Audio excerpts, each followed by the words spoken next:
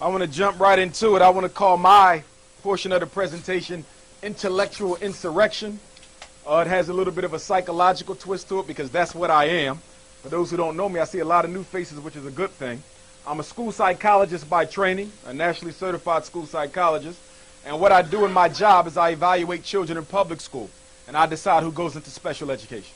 Any child who's ever been put in special ed got there because a school psychologist evaluated the child and said that they had one of 12 educational disabilities: mental retardation, autism, emotional disturbance, specific learning disability, deafness with blindness, orthopedic impairment, traumatic brain injury, other health impairment, multiple disabilities, or developmental delay. It's what I call the Sweet 12 or the Sweet 13. Depending on what state you live in, there's 12 or 13. In Pennsylvania, there's 12. The job of the school psychologist is very, very complicated because you're asked to determine whether or not this black child is struggling because they're not interested or because they can't learn. But special education is very political. To make it real simple, I'll give you an analogy. There's 2 million black men in prison, there's 2 million kids in special ed. Do you see the relationship? There's 2 million black men in prison, there's 2 million black kids in special education. I say that to say, parents, that you got to be very, very circumspect before you put your child in special education because it can be a high road to incarceration. By the way, there's no longer anything called a Board of Education in the Americas. There is no longer a Board of Education. You only have boards of incarceration. It's very important that you understand that. The purpose of school is to prepare children for prison for no other purpose. For no other purpose. There's 50 states in the United States of America. In each of the 50 states, the black population in prison is at least triple their population in society. In the state of Pennsylvania, blacks make up 10% of the population, but half of those in prison. In every state, we are 2 or 3 times our natural population inside the prison. It's deliberate, it's intentional, and it's systematic. And I say that to say that we have to prevent ourselves from falling into the trap of blaming the victim for their own situation. Yes, black people are the #1 accomplice to white supremacy. Without a doubt, we are the #1 accomplice, chiefly because we do nothing about it. Okay? But we do not spend billions of dollars to keep ourselves where we are. We did not put up the $500 million to create HIV. We didn't put up the money to create Ebola. We're not the ones building the prisons. We don't create the miseducation systems. So as you can see, you are not the chief cause of your problem because you don't have the economic organization to do what's being done to you. Very important that we understand that. Now I want to deal with education first. If I'm going to deal with education, I got to deal with incarceration. The reason why you see the incarceration rates mushrooming as they are is because what? The black man and woman are no longer needed in American society. You were brought here to do what? To work, to labor on behalf of someone else. But now there is a whole group of minorities who are coming into America who are willing to do the job that you did for cheap without no complaints. Your existence in America is very peculiar. It is problematic for white supremacy. Why? Because you actually have a right to be here. You actually have a stake in this country. You built it. So that's very problematic when you want to get rid of a people. So what must you do? To get rid of those people, you have to do what? Find somebody to take their place. America will always need a free and exploitable source of labor. Because they don't want the black man and woman to no longer be the free and exploitable source of labor, they have turned now to the who? The Hispanic. And now the Hispanic is uprooting you and everything you can think of. In fact, in President Obama's last medical higher education bill, he put $2.5 billion aside for historically black colleges and universities. But for the first time in history, that money for black colleges can go to white colleges if they are trying to recruit and retain Hispanics. In case you haven't been paying attention, the entire civil rights movement that your ancestors fought, bled, and died for has been totally taken over by Hispanics and homosexuals. Now, when you deal with homosexuality, sometimes we make the mistake of dealing with it through a moral lens. Don't deal with it morally. It's not really a moral issue. Some of us deal with it through the cultural lens. Nothing wrong with that, but it's not principally a cultural issue. Some of us deal with homosexuality through a genetic lens. Okay? You can go there if you want, but there is no proof anywhere on the face of the earth that homosexuality is a natural God-given disorder. Now, let me tell you why homosexuality is here, and this relates to education. Why? Because homosexuality has now made its way into the public schools. Some of your children are reading books that have same-sex marriage couples in it, and you don't even know this because the books don't come home with the child. Okay? Now, in 1974, Secretary of State Henry Kissinger wrote a national security memorandum dealing with population control in the United States. In this population control memorandum, he recommended to President of the United States, who I believe was Richard Nixon at the time, that if you want to control the black population in America, which is growing, I suggest that we openly advocate for homosexual relationships in the black community. It is a population control strategy. It has nothing to do with God, and it has nothing to do with genetics. The reason why you see so much homosexual advocacy is it is a population control measure. And then they put the HIV into the homosexual males, and now they give it to the black woman, so now you exterminate the whole race. The problem with our community is we don't have a socialization process. We wonder why so many males become homosexual, because the homosexuals have a socialization process for your child. We wonder why so many children drop out of high school, because the school district has a socialization process for your child. They can almost predict that they're going to leave in 9th grade because they socialize them that way. The Army has a socialization process for your child. That's why once they enroll, they consider themselves Army men and Marine men until the day that they die. Even when they sleep, they have it in their mind because they're socialized to do that. You do not have a socialization apparatus in place. As a result, your children don't even belong to you. You think they do until they get a certain age, and now they belong to somebody else because there's invisible systems at play that you can't see with the naked eye. You can only see it if you put on your political shades. And most of us don't look at our political shades. We can't see it, which is why you hear black people say today that there can't be no white racism because I don't see no white people in the ghetto. But what you fail to realize is that you do not have to be present if the strength of your system is as developed enough that allows you not to be there. They control the ghetto by remote control. And they control the ghetto by who? Black elitist Negro leaders. And one of the biggest reasons why black people haven't made more progress is because you keep listening to these leaders who are members of the black elite, whose agenda is the same as your enemy. But you can't see this. An elitist Negro is no different from a European. They have the same values, they have the same interests, and none of them can stand grassroots black people. Which is why any elitist Negro leader that you see, they don't live with you, they don't struggle with you, and they don't like to be seen after dark anywhere around you. They simply tell you what to do. In fact, as Attorney Alton Maddox in New York said it best, he said that there are no Negro leaders in America, there are only Negro brokers. Their job is to broker deals between the power structure and the black masses to keep them at peace. If you don't believe me, look at any revolt that almost turned into any kind of an organized struggle. In every situation, you see what? A Negro leader being sent in by the power structure, not to organize your issue and present it in the right way, but to silence you altogether. Watch them. Some ministers, but not all. Some businessmen, but not all. Some politicians, but not all. But the key ones, without a doubt. Without a doubt. And so what you have to ask yourself is, why are you following this person? And the interesting thing about black America, it's impossible for you to have a leader anyway, because you're not organized. Organized groups of people choose leaders. If you notice, nobody can give white people a leader. They have an apparatus in place for that. You've never heard of someone giving the Orientals a leader. They have an apparatus in place for that. Black people are the only people on earth who you could tell them who's leading them without them actually giving their own informed consent, as we call it in psychology. So I'm saying that to say that you got to back off and stop reacting to what's going on. And if we're going to talk about reacting to what's going on, I got to talk about President Obama.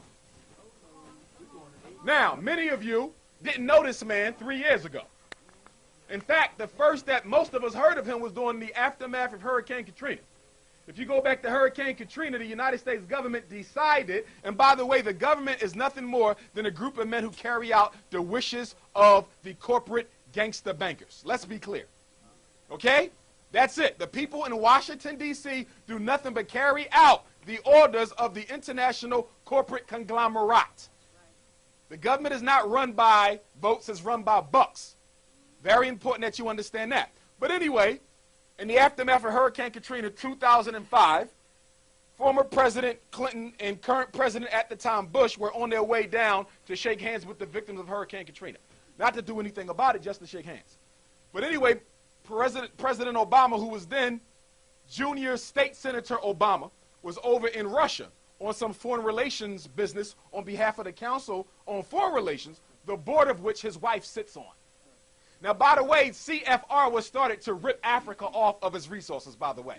In fact, the CFR goes back to the 1920s. And believe it or not, its creation was actually spurred by the work of the Honorable Marcus Messiah Garvey, who had organized black people all across the world. Okay? So that's where the CFR comes from. So if you belong to the CFR, whether you are Michelle Obama or Jesse Jackson, who's also a member, you are there to help the white power structure rape off poor black nations. Or should I say disorganized nations, because there's really no such thing as a black nation, because what is in the soil of Africa and most other so-called third world nations makes the world go around today. If you shut down Africa's borders, white supremacy would fall overnight. So understand that we are at the center of everything that goes on in this world, whether we are in control of it or not.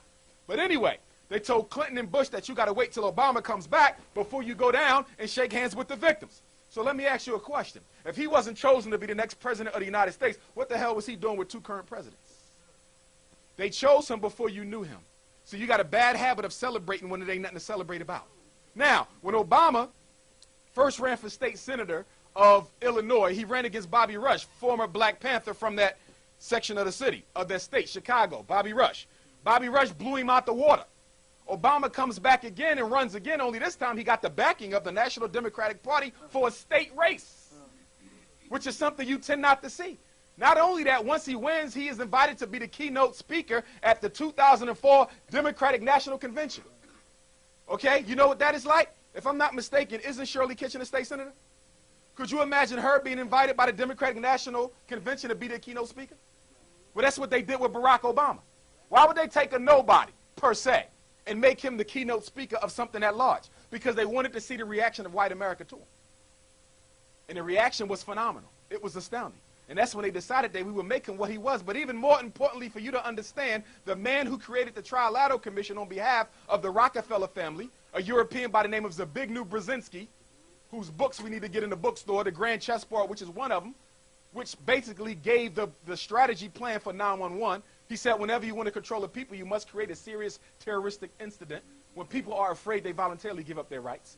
Just like you do in your neighborhood because you're scared of the drug dealers, but you ain't once asked the government why they can't stop the drugs from coming in the country. But then after all, we know that the drug industry is $500 billion a year, and if you stop the drug industry, Wall Street will plummet.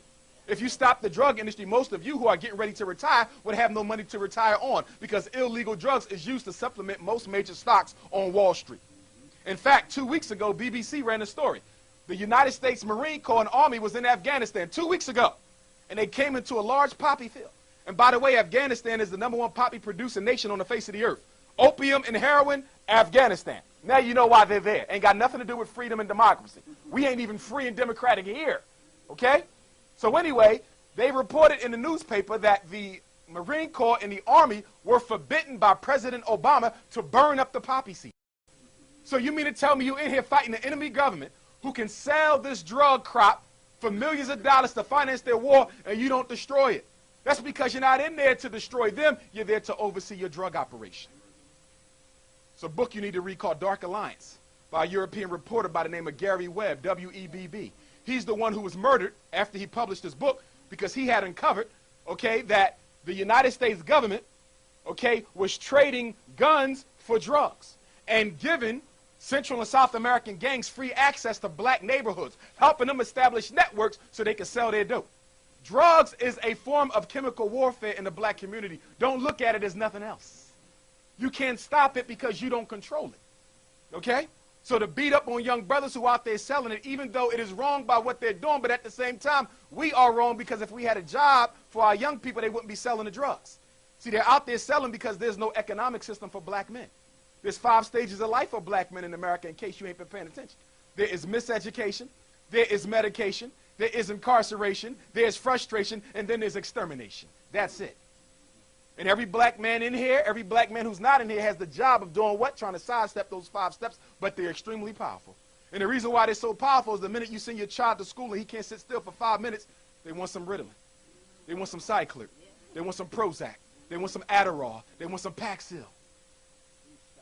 And they're giving you this, and you're giving it to your baby because somebody told you that a simple little family problem that can be solved with discipline is now a psychiatric issue with a brain-based neurological cause. But when they diagnose your child with the disorder, nobody ran a CAT scan or an MRI.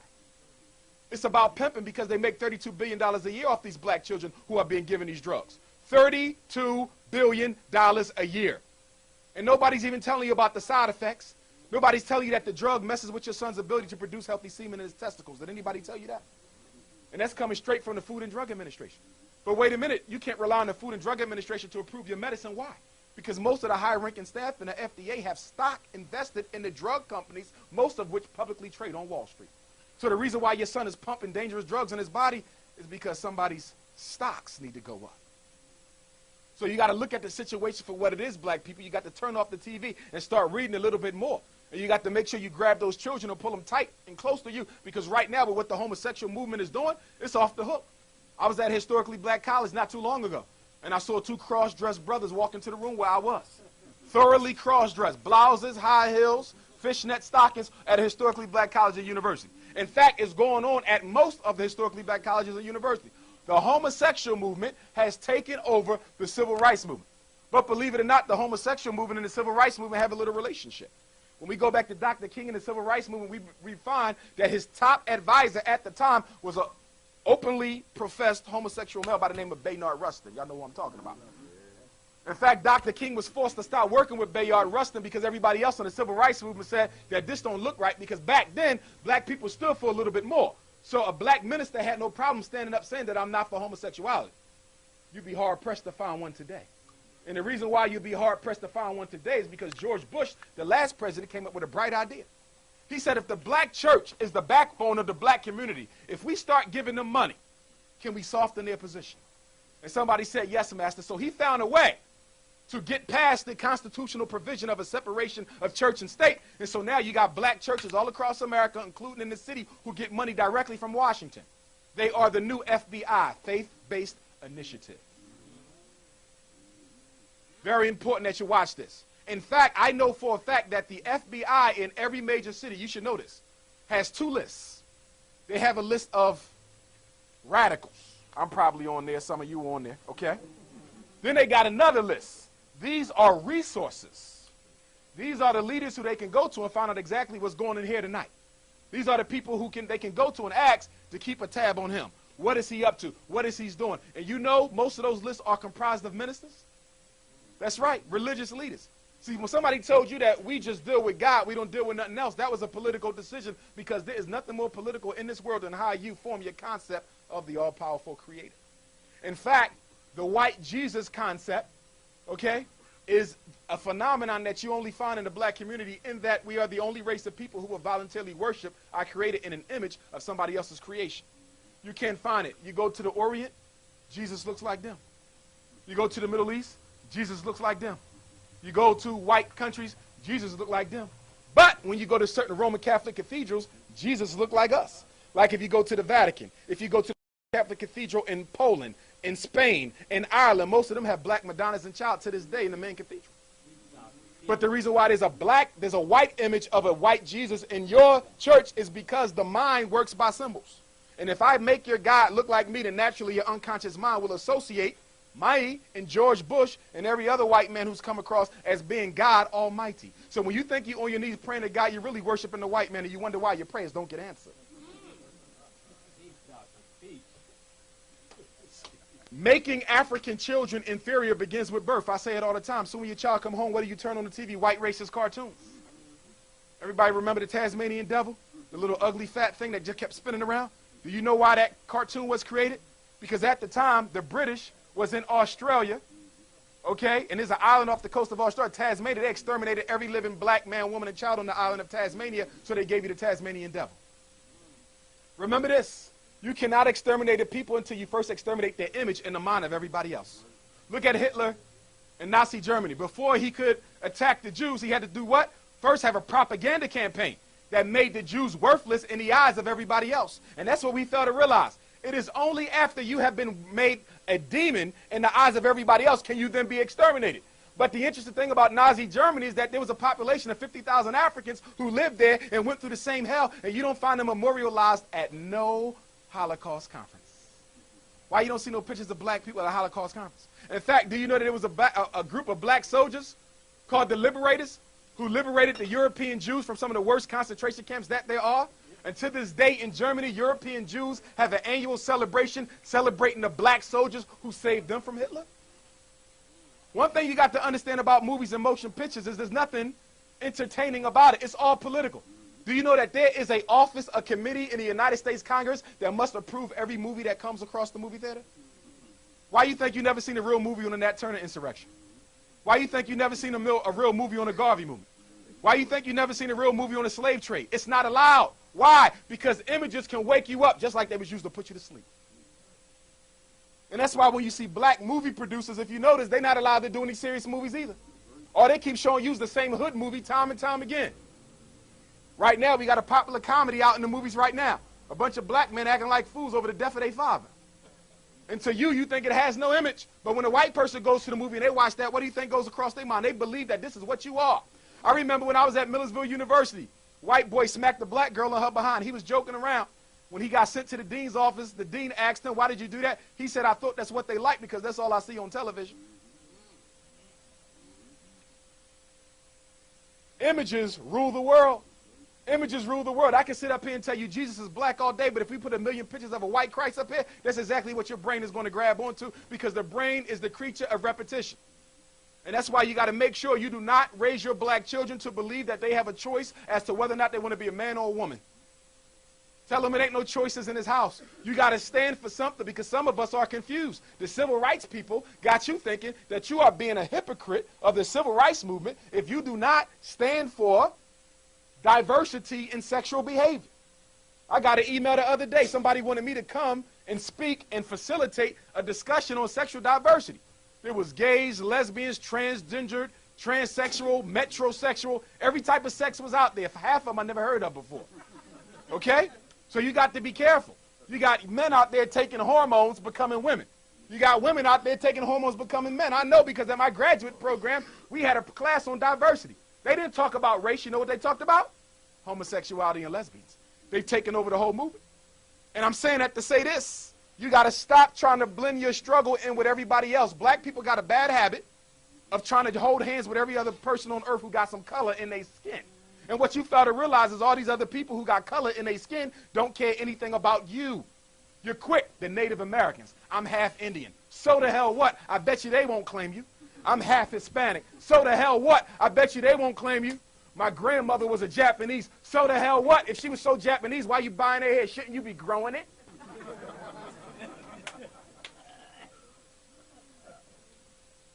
Understand this. If a white person found out that his grandfather was black, you would never know. If a Japanese found out that his grandmother was black, you would never know. But let a black person find out that they got anything of anybody else in them, and you walk into their house, and their whole house is the flag of that other race, even though they want nothing to do with it. I know, because when I was in college, I had some friends of mine who had a little bit of this and a little bit of that, and you walk into their room, and you would think they was 100% Turkish, or 100% Irish, or 100% Russian. Don't look nothing like them. You look like poor Negro to me. But you want to be something else. But anyway, here's the issue with Obama. And this is the one piece that you got to grab your mind around. And I don't know why I keep seeing Barack Obama's face on posters with Dr. King and Malcolm X, and most disrespectfully, the Honorable Marcus Messiah Garvey, who would probably spit in the man's face. Okay? And that's why people who do art, if we got any artists in here, you got to be a conscious artist. Okay? You got to stop making pictures that are big lies. Okay? Garvey facing Obama, that's a lie. King on the shirt with Obama, that's a lie. Why is it a lie? Because Dr. King was for reparations, read his speeches. Obama is against it. Dr. King is for civil rights and affirmative action. Obama is against it. Not only is Obama against that, he also said that he's not even interested in an apology for slavery. Barack Obama, your president. But guess what? It's our fault. Because everybody who voted for President Obama, we are the only group 40 million strong and shrinking, 40 million strong, who did not meet with the man before you pledged your vote. You got a bad habit of doing that. You want to know why the Hispanics got a Supreme Court justice out of Obama? Because they met with him first. You know why the homosexuals are getting everything that they want? Because they met with him first. The police met with him first. The unions met with him first. You didn't meet with him. You said his father was African. I said, well, he never knew him, but we don't care. He's half black. Let's vote. Somebody manipulated your consciousness and you ran out and voted for the man.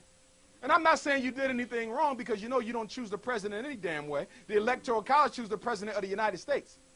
See, that night that Barack Obama won, I was looking at the popular vote ticker.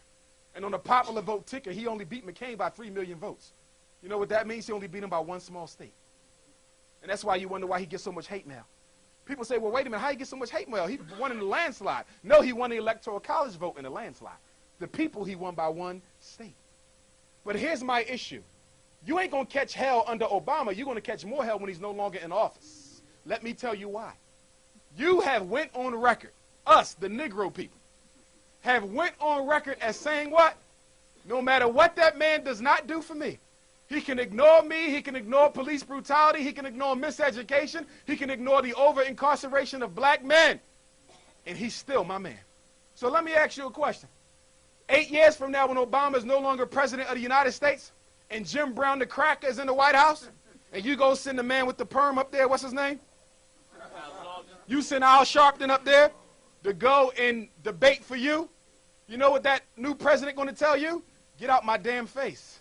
You just had a Negro in office for 8 years and let him do whatever he wanted to. You never hold him accountable one time. So how you think you're just going to start holding white presidents accountable, but the black presidents get to ignore you? I'll never do another thing for you for the rest of my life. I'm telling you, by letting Obama slide for a decade, you let every white president slide for the rest of eternity. And it's after Obama that you're going to see black folks catch hell like you ain't never caught before, because you let somebody manipulate your consciousness. And by manipulating your consciousness, they was also able to manipulate your loyalty. And another thing, I got to give a shout out to Black and Nobel. I know they got a diverse array of books up here. We got, you know, the soft porn up here, but they still got the conscious stuff in the back. No, I'm going to tell you why I'm saying that. Because when you go to certain bookstores, particularly those that's owned by Europeans, you will find that the conscious black literature section has all but disappeared. Has all but disappeared. In fact, I was in one not too long ago, and guess what? I walked in, I said, well, where's the serious black literature? And they said, we don't sell that too much no more. And I said, well, why not? And they said, because y'all don't want to read that. I said, well, where is it? He said, you go upstairs all the way to the back, and it's on the left-hand side. The black literature section is about this big. The blaxploitation section is as big as Walmart. See that? And here's the situation. Your young children, you got to watch what they read, because reading is access to the unconscious mind. I keep telling people that. The images and messages that are in written print can be sucked up by the unconscious, and the next thing you know, your child is living off the images that they got in the book or off the television. In fact, most of us should get rid of the TVs in our house. We don't even really need them. There's no benefit to it. In fact, I was at a lecture the other day. Some parents got mad at me. I said I wouldn't be mad if every high school in America shut down the football and the basketball team for 25 years. And they said, well, why would you want to do that?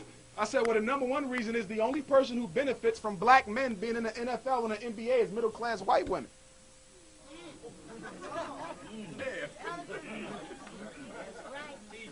Am I wrong? And then they said, well, why is it that somebody said, well, the reason why the black men like the white women is they just happen to be the ones who are there. I said, that's a damn lie, because when they was growing up dead, broken, poor in the neighborhood, there was nothing but black women around them then, but they didn't grab one of them sisters. But you know why? Because the NBA has a socialization process for the athletes. I know, because I know some athletes in the NFL and the NBA, they tell me, do you know soon when you sign your contract, there's a mandatory private orientation? They tell you who to hang with, where you better not go back to. They dissuade you from going back into your neighborhood to help out. They dissuade you from being around certain types of black women. They literally are told you don't want to date a woman who got twists in her hair. It's bad for your public relations career. It's bad for endorsements. They are socialized to marry outside their race. But you know what's so sad about it? If they got broke today or tomorrow, now one of them women will be standing next to them. When I was an undergrad, I did a research study on interracial relationships. And you know what I found? 95% of the relationships between black and white are poor white women and rich black men. You see that? So my question to you is really simple. If it's all about love, if it's about love, why haven't we never found a rich white woman married to a poor black man? If it's all about love. You see that? And another thing, black folks, we got to make sure that we do not allow somebody to make us feel like we are being a bad human being by criticizing certain types of behaviors that are not in the best interest of African people. It ain't nothing personal. I ain't got nothing personal against Charles Barkley and Sidney Poitier. I ain't got nothing personal against Tiger Woods and James Earl Ray and Tay Diggs and Cuba Gooding Jr. and Tim Duncan and Kobe Bryant, and I'll probably be here at 5 o'clock in the morning. I ain't got nothing personal against none of them. But the bottom line is women live longer than men. So if a rich black man marries a poor white woman, when he dies, she now inherits his millions. This is about business. It ain't about love. And the big situation is a lot of our young brothers think when they sleeping with the white woman, they getting over. I'm getting her back for what they did to my aunt. No, you ain't, you dummy. Because every time you go into that cave of hers, guess what? You come out more mixed out than the last time you went in there. You cannot lay down with somebody, cohabitate, and not pick up their energy.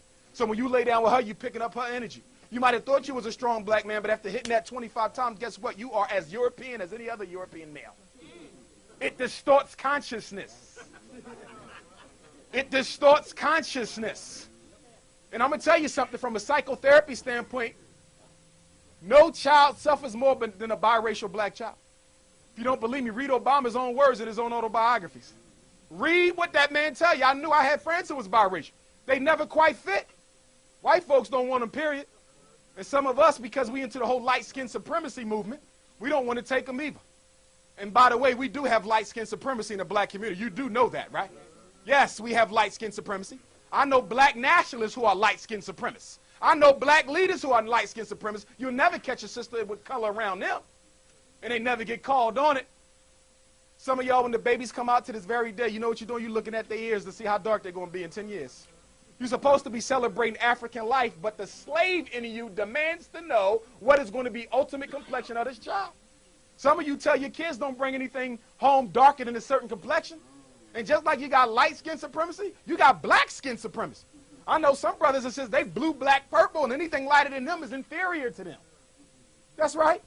So the light-skinned kids get beat up and picked on in some places, and then the dark-skinned kids get beat up and picked on in other places. And what I'm saying is we got to realize none of us are responsible for how we got here, no matter how dark or how light. See, when you judge black people, you don't judge black people based on skin color. You judge every black person by 5 things, whether it's me, whether it's the leaders on TV, whether it's the person sitting next to you, whether it's your schoolmate. You judge them based on consciousness, courage, commitment, consistency, and creativity. Consciousness, courage, commitment, consistency, and creativity. For example, my black scholars who are working at the white colleges, but they love Africa so much, but all their kids go to white private schools, y'all know who I'm talking about. Y'all know who I'm talking about because y'all bring them to Philly 4, 5, 6, 7 times a year and never asking no serious questions. Live in white neighborhoods, kids go to white schools, but they in love with you. Yeah, the hell right. So you got to understand the difference between somebody who's struggling and somebody who pimping. Because in case you ain't picked it up, black leadership is a very profitable business. I'm surprised they don't trade it on Wall Street. Black leadership stock. Tell me I'm wrong. Right now we got a situation where most of your national black leaders have gotten quiet on the Obama question. It's a war going on in case you ain't noticed. And they all bourgeois fighting, so I don't want you to get too involved in the war, because even though I agree with Tavis and Dyson, they still elitist blacks. They're not coming in the hood to help you organize. But their position is accurate, which is that President Obama has taken care of everybody but blacks, and it's time for him to look at us. But you got other people on the other aisle, I ain't going to say their names because y'all in love with them people, who say Obama basically ain't got to do nothing for black people. Okay, he won, and that should be enough. What's wrong with that argument? We're not fighting a personality. We are fighting global white supremacy. It is a system. Do you understand? So whether I'm in charge or whether he's in charge, you must fight the system. Because it ain't about the face you see. It's about the mechanical order behind it. And we've forgotten that. And we've forgotten that. And we've forgotten that. And let me go on to Africa for a moment. Some of us think that they don't want us in Africa. I've been to Africa 3 times, 5, 6 countries. I've never ran into that yet. I'm going to tell you what they don't want in Africa. They don't want somebody with internalized racism going over there making more internalized racists. That's what they don't want in Africa. If you're going to go, leave your basketballs here. They don't need them. Ladies, no disrespect, leave everything you got from Hing Ching Wong at your house. Don't bring it on the airport. They don't need that either. Because when I was in Johannesburg, South Africa, walking around in the hood, you know what I saw? I saw black sisters in these wooden-made perm factories, burning they skin, making a homemade lie, trying to look like you. I'm telling you what I saw with my own eyes. See, what black people have not grasped in America, you are the leaders of Africans around the globe culturally and financially. You gross $850 billion a year. You are the richest group of blacks on the face of the earth. There is no group of blacks who makes more money than the Negro in America. In fact, there's only 9 groups of people with more richness than you on earth. So there's only 9 groups of people who make more money than black Americans, Negro Americans, ex-slaves, whatever you want to call, because I don't know what an African American is. There's a hyphen in there. What's the hyphen going on? I think W.E.B. Du Bois said it best. I respect him a lot. He was a hater, though. He hated on Marcus Garvey and helped destroy the movement. Okay, but you got to look at the good and the bad in everybody. So I celebrate Du Bois' good, and at the same time, when I teach young black children, I got to teach them that he was a very, very jealous, Eurocentric man. And he wanted to destroy Marcus Garvey because Marcus Garvey didn't have a Howard degree. Harvard. So he wanted to know how this English-speaking Jamaican without a college degree comes to America and take over my leadership. Booker T. Washington had just died. So Du Bois said, I am the heir apparent. I'm supposed to be the next great leader, but here comes Mr. Garvey, some short, fat man from Jamaica, and it just organizes 15 million people like that. So it brought the jealousy. But my point is, getting back to Africa, is that we have to have something to give to Africa. With $850 billion, do you know if we were organized, no African nation would ever have to go in debt to the World Bank or the International Monetary Fund? Do you know that? Do you know that? No African nation would ever have to borrow another dollar from the United States government if blacks in America were organized. But we are not organized. That is our problem. Stokely Carmichael, Kwame Ture, he was a socialist, I'm a nationalist, but he was correct. And Mr. Garvey was correct when he said the number one enemy or the number one weapon used against the Negro is disorganization. The only organization we have in our community is the church and the mosque. And guess what? That's not going to get it done. And the reason why it's not going to get it done, because the Orthodox Christian and the Orthodox Muslim are more alike than they are separate, because neither one of them wants anything to do with black consciousness. And I can say that because I was raised Muslim and I challenge any Muslim on that. Orthodox. We don't want nothing to do with it. Islam is for everybody. You're right. Islam is for everybody, but the last time I checked, when you make Hajj and you go to the Middle East, they call you Abd and Kafir like they do every other black man. Long beard or not. Don't let religion confuse you to your race. African people are the only people who are asked every day, are you loyal to who you are, or are you loyal to what you believe? The question for me is real simple. If God made me first and made me black, obviously being loyal to blackness is being loyal to God at the same time. I'm not choosing either or. They are one and the same for me. And that's where we mess up. And that's where we mess up. Remember, anything you drop into a self-hating people will be used for self-hate. And if you don't give them anything, they will make up stuff. North Philly versus West Philly. William Penn versus Ben Franklin. But wait a minute. Y'all don't do no damn homework, and they don't do no damn homework. So how the name you want to fight in the name of the school? That's what Negroes do. That's what we do. And then we got a situation where all of our young people are self-medicating on marijuana. But ain't nobody telling them that they spraying the drugs that they bring to the hood. They spraying them. I want y'all young people to know, if you keep on getting blunted like that, and we know who's smoking the blunts because your fingertips look like you've been playing the piano all day. And it's funny, too, because I do psychological evaluations for a living, right? So soon they come in and sit up, I'm looking at the fingertips. And you know when you blunt, I'll see him laughing in the back. Yeah, I know. I know when you blunt it, because when you blunt it, you move in slow motion all day, okay? But ain't nobody telling you that when you grow up, young man, and you want to get have your wife and y'all want to have a child, okay, you won't be able to give her what she needs to bring you that baby. Okay, because it messes with the sperm. Just like you go in slow motion, they be going in slow motion. And they never get to where they're supposed to be. So you got to slow that down. Now, speaking of spraying chemicals, let's talk about HIV for a moment. It's the number one killer of black women 18 to 38. Now, right now, the United States government, the official's line is that AIDS was created. Listen to me now. This is official. This is from the government. AIDS was created because a monkey in Africa, Congo, had sex with a woman. If you don't believe me, look it up. Type in the origin of AIDS according to the U.S. government. They said that the monkey had the virus and gave it to a woman. They said, we're not going to say that the woman cohabitated with the monkey, but somehow the virus jumped from the monkey to the woman. Then Ebola came out, and Ebola worse than AIDS because you know Ebola liquefies your internal organs. They literally turn into liquid. And they start oozing out of every edifice in your body. Guess what? Ebola comes from the Congo too. Another type of monkey. Okay?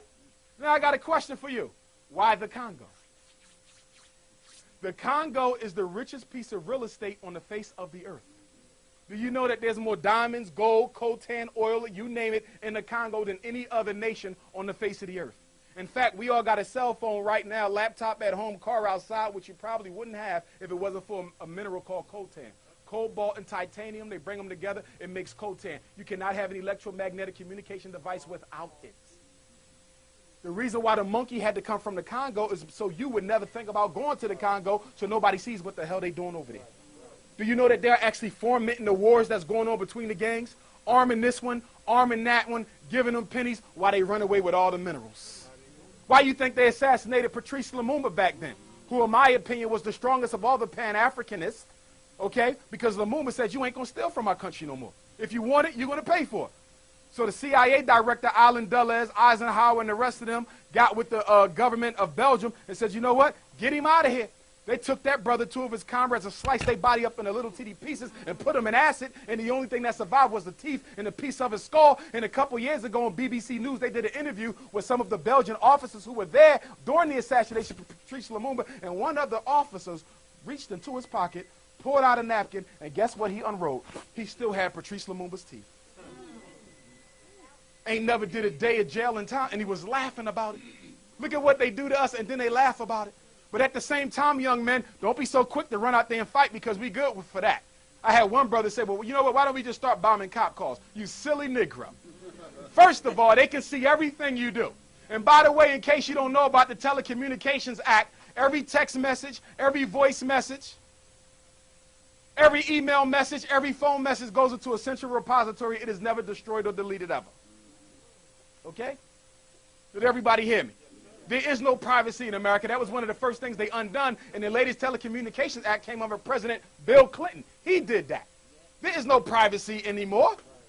You are already being screened. You got, I don't want nobody in my business. Your business? Hell! It's their business. You don't have no business. What business? Chicken wings, shrimp egg foo young? What business do you own? Because you ain't got a supermarket. You ain't got a private school. You ain't got an airplane or a submarine.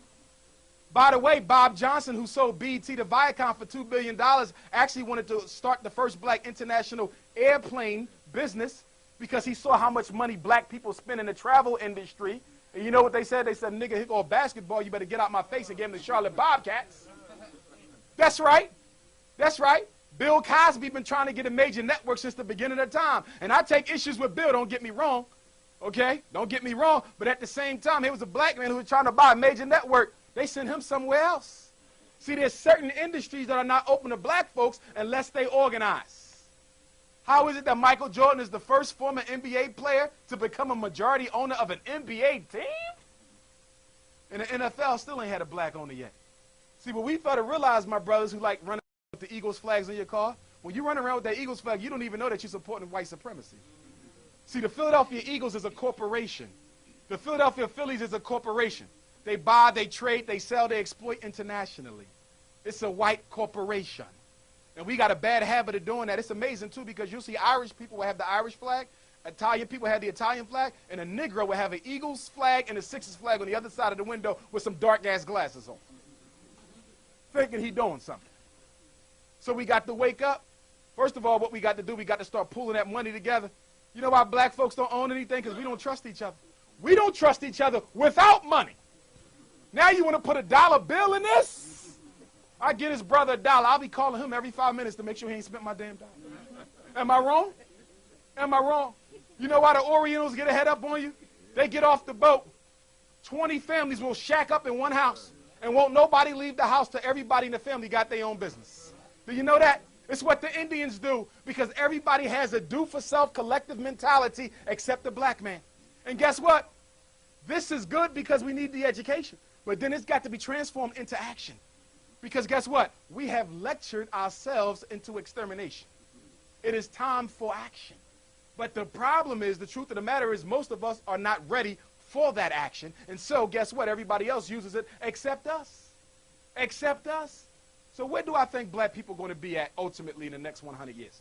We're in the 21st century. Where do I think we're going to be in the 22nd? This is what I think. I don't think there's going to be a single African American left in the next century. I think you're going to be replaced with African immigrants from Africa. Why them? Number one, they need our intellectual genius. We have it. The immigrant Africans have it. They need it. Okay? That's number one. Number two, they got to find a way to get rid of you because they owe you too much. See, when you owe somebody too much, simplest thing that they do is do what? Gangsters, they get rid of them. So these 40 million black people, we got to get rid of them. The reason why you got so many prisons, people, ain't because you're committing crimes. The reason why you have so many prisons is because they're trying to get you out of the population as whole. That's why. And by the way, for my Pennsylvania parents, in case you ain't heard the news, there's a new law, the Keystone Exam law. I did 3 lectures on this, but I want to give it to you real brief. This is the latest plot. Beginning in 2015 in the state of Pennsylvania, and this applies to any child you have from 7th grade or younger. Beginning in 2015, state of Pennsylvania, there's going to be 10 tests called the Keystone Exam. Your child cannot fail more than 4. You must pass 6. If you fail more than 4, you do not get a high school diploma in this state. That's all 67 counties. That's all 501 school districts. And if you think I'm making this up, go to the Pennsylvania Department website. There's already 25 states who have this test. And guess what? States that have the mandatory graduation exams have some of the highest incarceration rates in the country. Pennsylvania is building 4 new maximum security prisons right now. Do you want to know why? Because they know your kids ain't going to pass that test. How do they know your kids ain't going to pass that test? Because you don't socialize them to pass that test. I mean, let's think about it. A black child is born, they run around the house for 5 years. They go to kindergarten, might know how to spell the first 2 letters of their name. But by the time they get to the 5th grade, they can't even read, but they got Xbox, all the latest sneakers, all the latest Christmas gifts at home. You are your child's problem, not the teacher. And you hearing this from a psychologist. I argue with parents. I don't care. I'm going to say, let me tell you something. Your son should have knew how to write his name before he got to my test. If you know your son can't read, why you ain't working with him at home, parents? If you know your daughter can't do math, why you ain't working with her at home? Do you know that if they don't get that high school diploma, they're going to get a certificate of completion, and they will be shut out of any life activity whatsoever? They won't even be able to go into the military, even though I don't think no black child should be going into the military because they're the first to die. They put them right on the front line. We was about 70% of the ground troops in the Iraq war back in the 90s. Furthermore, being a black person in the military is damn near being like a black person in the FBI, the CIA. By the way, do you know that it was undercover snipers from the U.S. Army that shot Dr. King? And it was the Ku Klux Klan who told them where Dr. King was. So believe it or not, the white secret hate groups worked with the government. Remember, it was the U.S. government that told Lucky Luciano, as long as he could get these drugs in the hood, we'll pardon you, you'll get out of jail early. Okay? So they all work together. White supremacy is white supremacy. Illegal and legal. The bottom line is they got one goal in mind, the extermination of all African people, period, at least in America. At least in America, but they're working on Africa because even though there's 800 million people in Africa at the rate of AIDS, they said that there might not be a black person on the continent by 2052. That's your lifetime. Could you imagine going to Africa with no black people? That's what they're trying to do because even though you hate Africa, they love Africa. They love it. They always there. When I was on an airplane in Nigeria, I thought I was on my way to Tokyo. The whole airplane was Oriental. And you know what they're doing in Nigeria? They are buying up the industry just like they do right outside your house. In Nigeria, they own all the chicken farms. They own all the turkey farms. They own half the fast food restaurants. Nigeria and certain states in Nigeria look just like North Philly. And guess what? When they go to Africa, they catch malaria, but they still keep on coming back. See that? You got aliens coming and taking over your native land because you don't want nothing to do with it. Talking about you ain't left nothing in Africa. The worst thing you can do is cut yourself off from your life vein. Because as Africa goes, you go. The reason why you get disrespected in America is because the black man in Africa gets no respect. Do you really think that you can set yourself up as a nation apart? In fact, that's what the Hispanics are doing. Because remember, up until 1970, there was no such thing as a Hispanic. There was Africans who spoke Spanish and Africans who spoke English. But because they knew that the Africans who spoke Spanish, many of them didn't want to accept the fact that they were African, they gave them a name for themselves and called it Hispanic. So when they talk about the Hispanics about to surpass the blacks, you got to ask, what is the definition of it? Because a lot of the people you're talking about are blacker than me and my mother. You understand? They are using names and titles to separate people. Now, Haiti. Let's talk about this Haiti nonsense. Hugo Chavez, the president of Venezuela, on CNN, a few days after the hurricane, said that the United States Army Corps of Engineers was testing atomic weapons on the ocean floor by Haiti. And it was the atomic weapons that caused the earthquake, not nothing natural. You want to know why Hugo Chavez knows that? The earthquake wasn't even meant for Haiti. It was meant for Venezuela. But they missed the mark. And if you notice, it's been 3 or 4 other Central American nations been hit. because they can't quite get it right, but they're doing it to smash him. Oh, they did hit him? Okay, so they did hit him. I didn't even know that. You see this? He has perfected the art of using nature against you. And you know what's so suave about it? You never know for sure whether it was nature or him. That's what he did in Hurricane Katrina, which was so sad. I was down there last summer. Okay, they ain't fixed nothing up in the 9th Ward. Half the black people wasn't allowed to go back home. But the rich white folks was allowed to come in and rebuild. Do you want to know why they moved everybody out of the 9th Ward? Why did they flush the brothers and sisters out? Because a few weeks prior, you know how they do the oil taps? They found oil under the projects. Yes! They found oil under the ground with all these poor black people, and they said, how are we going to let them get out of here and not know we got this? Somebody said, wash their asses out. And that's exactly what they did. For oil, good people. For oil. And last week, what President Obama said, he's going to give the okay to start doing off-draw oiling again. Okay? Everything is political. Everything is connected. Stop giving your enemy the benefit of the doubt. And one thing we got to agree to disagree on is this. Whatever your relationship with Europeans is your business. But when it comes to the business of organizing African people, what we do is none of their damn business. Some of y'all ain't realized that yet. You're the only people who will tell your intimate business to other people. Okay? Take a Korean businessman and another Korean businessman.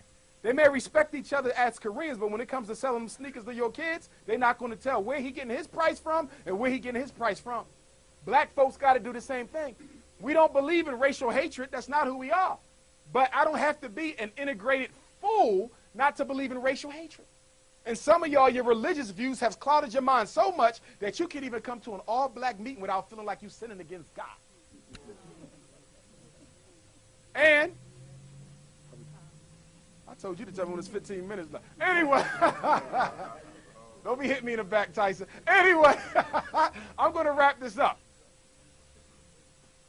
And I'm going to wrap it up with this. I'm a Pan-Africanist. I come in the tradition of the Honorable Marcus Messiah Garvey, greatest black leader of the 20th century, only black leader to ever organize 15 million Africans. He organized more Africans than every organization you can think of put together since the end of slavery. Not only did he do that, he gave us the red, black, and green flag. He laid down a strategic map work that led to the freedom of all of the African world. Kwame Nkrumah, who led Ghana to independence in 1957, and he has a black star on that flag, said that if every book he read, including the Communist Manifesto and Du Bois's work, and remember Du Bois lived his last years in Ghana, he said the most significant and impactful book that he ever read was The Philosophy and Opinions of the Honorable Marcus Messiah Garvey. I got any copies in there? Handle that. Now, Garveyism, I'm picking with you. Garveyism and 7 quick steps. Number 1, your God better look like you if he has an image. If he ain't got an image, so be it. But you know what I find? A lot of us think our God don't have an image, but he does. Like a lot of our grandmoms. God ain't got no color, but when you go in his house, you still see, who painted the Last Supper? Michelangelo's uncle up in there. Because you do know that the Last Supper was his uncle and 12 crooks that he got from the prison. If you don't believe me, read his history. That's right. That painting on your wall is nothing but inmates from the local jail. That's like going down to Pick and CFC, taking a mug shot and hanging it up on your kitchen wall. Okay? So tell grandmama that. Okay? All right? But number 1, your God, if you're going to have one, better look like you. And believe it or not, that didn't even start with Marcus Garvey. You know who started that first? A black man by the name of Bishop Henry McNeill Turner. He was one of the grandfathers of Pan-Africanism. He was the first black chaplain general in the U.S. Army, and he was the one who was elected to the, I think it was South Carolina, North Carolina legislator, and he called the red, white, and blue flag a dirty rag in front of the white Congress people before slavery ended. Bishop Henry McNeill Turner. So your God better look like you. Number 2, African identity. Identify with who you are.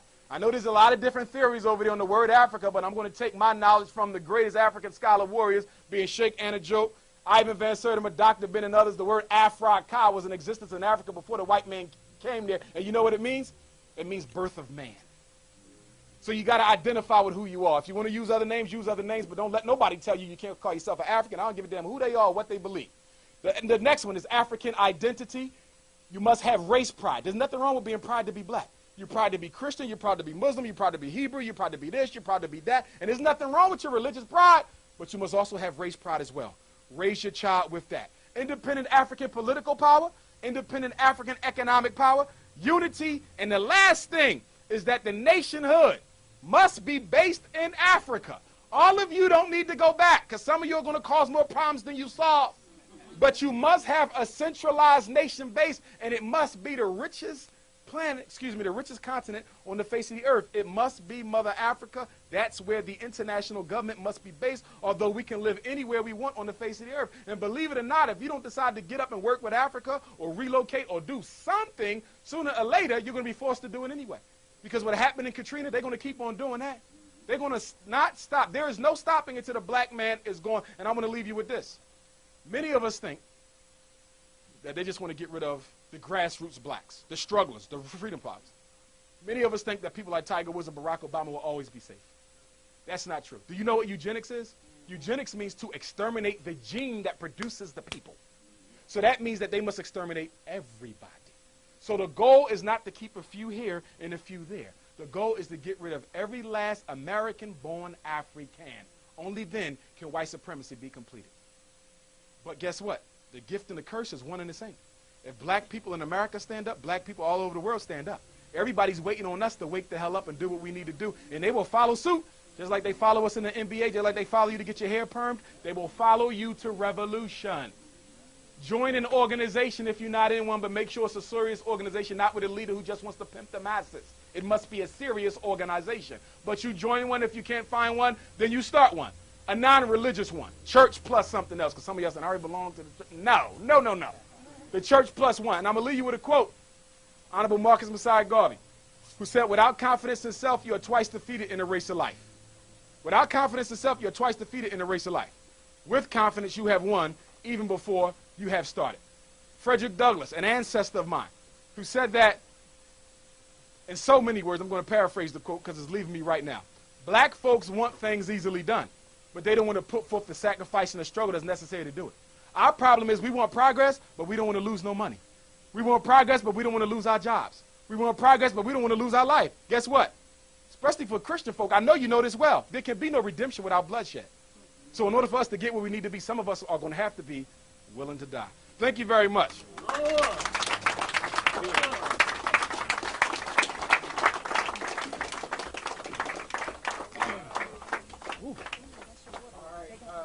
going to give him a couple minutes to, going to give him a few minutes to calm down, but I'm not going to take it off because he says so many things.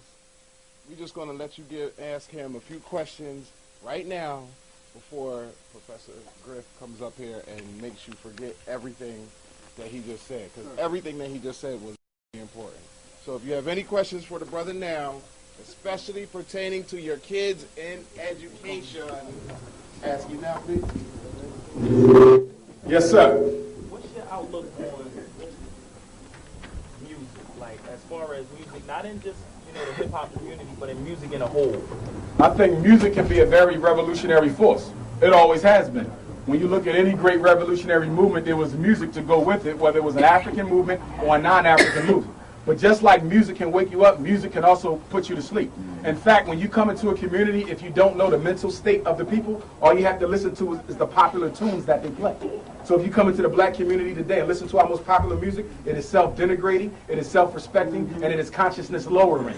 You follow me? At the same time, if you listen to some of our most popular music in the 60s, although you still had some of that, okay, some of the more popular tunes was stuff that was a little bit more liberating. And the responsibility of the black artists is, if they're going to engage in the foolishness, you must also put some cuts out there, okay, that are very, very powerful and spiritually uplifting. They're not doing that. Now, don't get me wrong, there was black on black crime before gangster rap, but gangster rap glamorized it. And since the presence of gangster rap, the degree of black on black violence has climbed. So for any rapper to stand up here and say that my music does not impact the black on black violence, that's a psychological lie. Music, and there's been studies to show that music can actually determine behavior, not to the extent that I go out and kill somebody, I can blame the rapper. I'm not talking about that. But there is an influential aspect to the music. In fact, in ancient Africa, they say that there is a part of your spine, you understand, that corresponds to every sound of music. And that in Africa, certain music was played to help your spirit come from your belly and go up to your consciousness. You see? So it's a very liberating force. The problem is black music is totally owned by Europeans. That's why when people say hip-hop culture is progressive, culture is transforming, and most of all, you must own your own culture. Black people don't own rap music. You understand? Even the big-time people who we like to worship, they don't even own their own stuff. Okay? Universal Records, Interscope, there are no black people sitting on those board of directors. Nobody. You understand? But the people on TV are making you think that they own something. They own a little piece of something. But the bulk of the music that they make is going to somebody else. Music is America's second leading export industry. Did you know that? America makes more money off there's only one other product, and I forget what that was, that America makes more money off than music. Music is America's second leading import industry. If we control just what we made, we'd be trillionaires by now. You follow me? But we got to go back to the way black musicians used to operate, which was sell their own product. See, if you're in music, even if you're in publishing, you got to make a decision. I want to get famous and keep a little bit of what I make, or I don't get famous and keep everything of what I make. Do y'all understand? It is the central dilemma of every black person in business. If I sign with a big distribution company, I can get real famous. But my amount of the profits is going to be low. But if I continue to sell out my trunk, I won't be as famous, but I'm going to keep all the money. What do I prefer? I say don't be famous and keep all the money. We got to get back to ownership, because until you own, you don't control. And we got to make sure we influence our children to become owners of whatever industry they decide to pursue. If a child wants to be a doctor, you got to give us another black hospital, because we ain't had one. You understand? If a child wants to fly airplanes, you got to give us that black airline.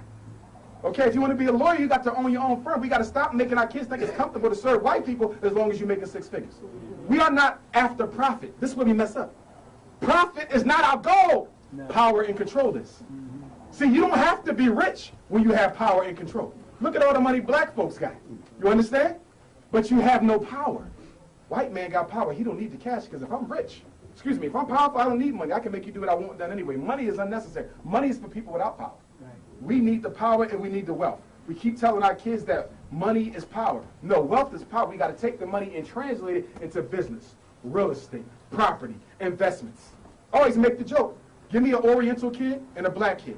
I'm going to get an Oriental kid $1 million, I'm going to get a black kid $1 million, and I'm going to come back 10 years later. The Oriental kid will probably have tripled that money. He will own businesses, international conglomerates. You know what? That black kid will have about 4 or 5 trucks with some old rusty-ass rims on them, a whole bunch of old played-out sweatsuits, old chains and sneakers. Y'all know what I'm talking about. You see that? All we want to do is spend money. See, one thing in this, and I'm going to leave on this, well, unless there's another question. The goal of slavery was to make the slave a willing accomplice in its own extermination. The goal of slavery is to make the slave a willing accomplice in its own extermination. If I can get you to play a role in your own extermination, I don't have to be in your neighborhood. If I can get you to play a role in your own extermination, I don't even have to be in a prison with you. I don't have to be in the corner store. I know what you are thinking. As Dr. Carter G. Woodson said, who was a Garveyite, he said what? With a slave, if you control a man's thinking, you ain't got to tell him to go to the back door. He'll go on his own. Right. It's the socialization. It's the conditioning. And if he goes back there, if it ain't no dog brother, he'll knock one down and make one himself. It is the power of mind control. Slavery, post-traumatic slave disorder, is nothing but controlling a man's mind. And this is what I say to my revolutionary brothers. Some of them think they're revolutionary, but they're not. Okay? This is what I got to tell them. Before we can do anything else, we got to have a mental revolution first. Do y'all understand? Yeah. People want to go out there and fight with guns. People want to go out there and let's go build this. We can't. You want to know why? Because the 2 biggest enemies in the black community is what? Jealousy and envy. I don't give a damn how many books you read. Until we stop being jealous and envious of one another, we ain't going to get nowhere. How many times have y'all been in meetings with a bunch of other young black folks and somebody destroyed the whole damn thing?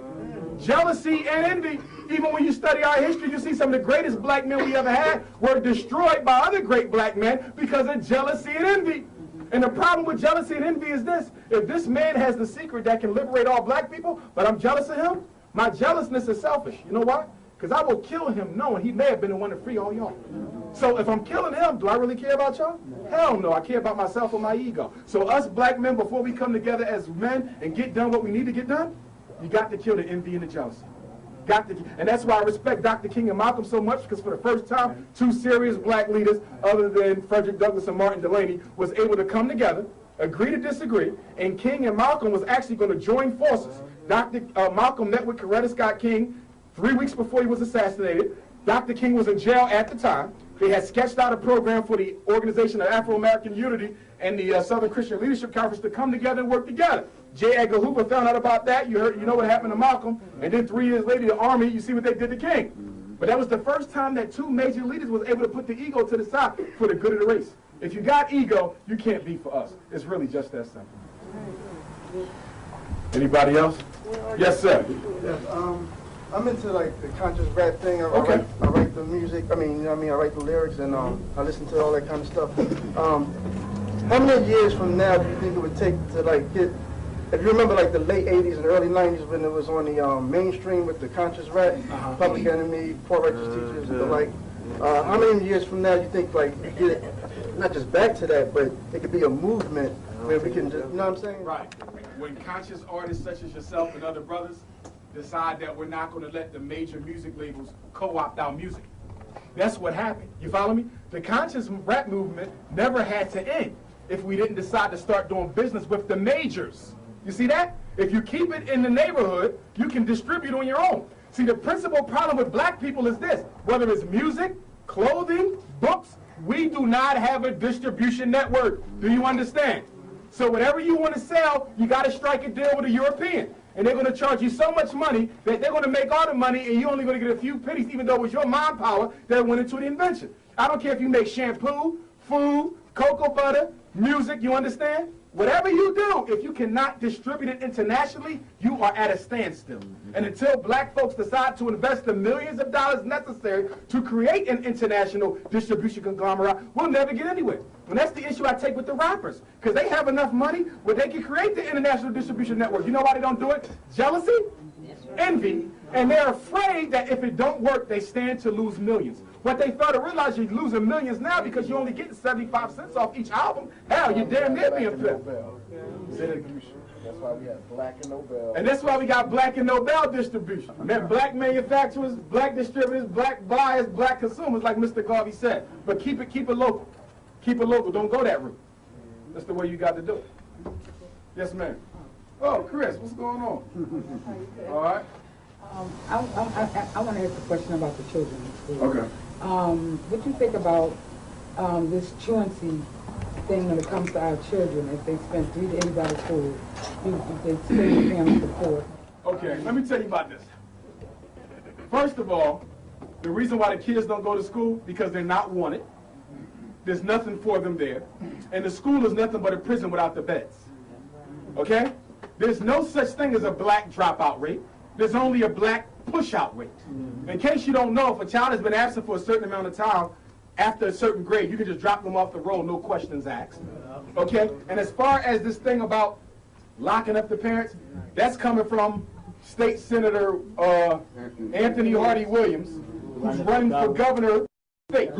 And I'm assuming, and I can be wrong, but it appears that he's doing this because it might earn him some brownie points with the white people across the state. Because you don't become governor in this state, not if you're black. Texas, Florida, and Pennsylvania. That's KKK. Texas, Florida, and Pennsylvania. So he's trying to accomplish the impossible. But I don't like his measure. But I'm not going to blame him totally. You want to know why? Because most elitist blacks support his measure.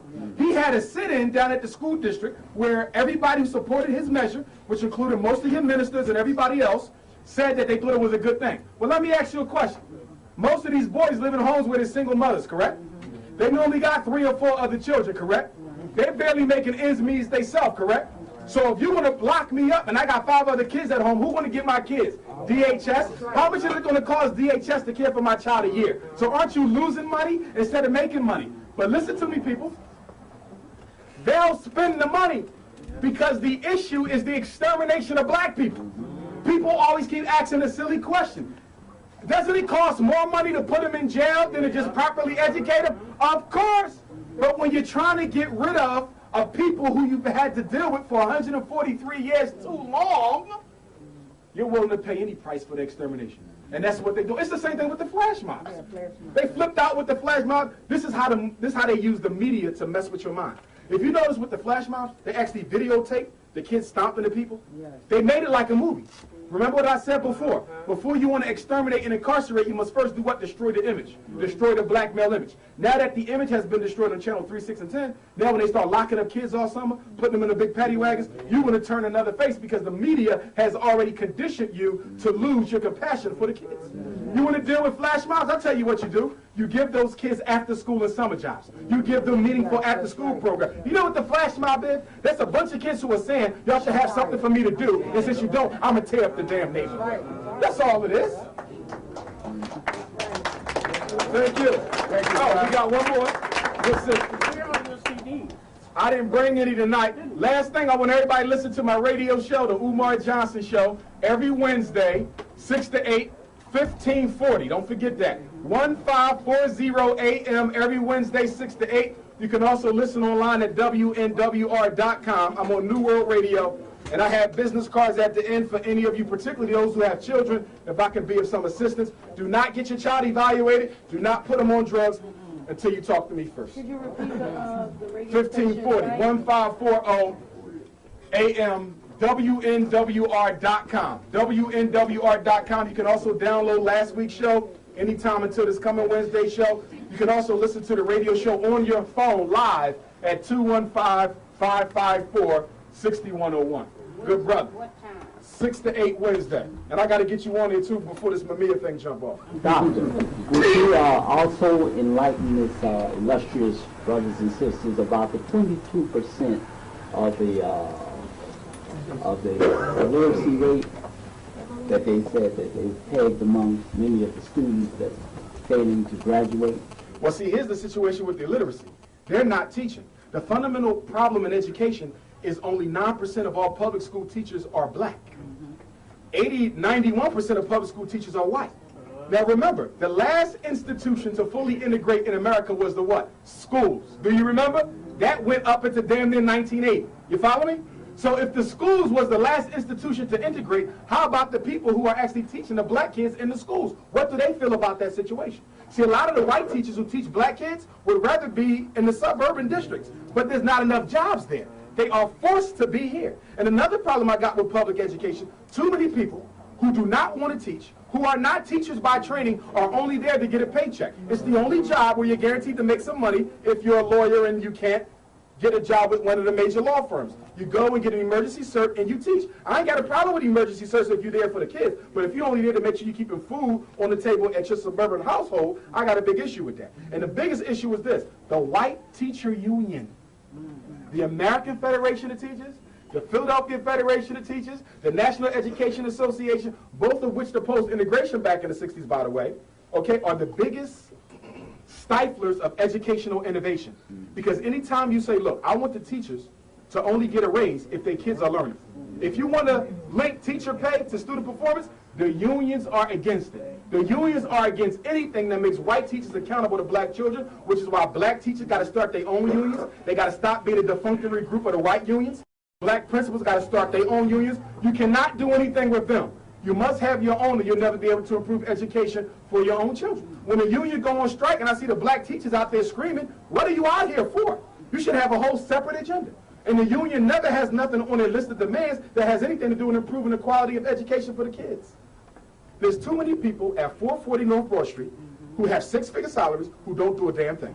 There's too many people down at City Hall who got six-figure salaries who don't do a damn thing. If we shook all the jobs that don't need to be there, we would have enough money for all these kids to be taught appropriately. We would also have enough money for them to be hired at a job after school and during the summer all year long. That's the bottom line situation. But we also got to put responsibility on our churches. There's a church on every other corner.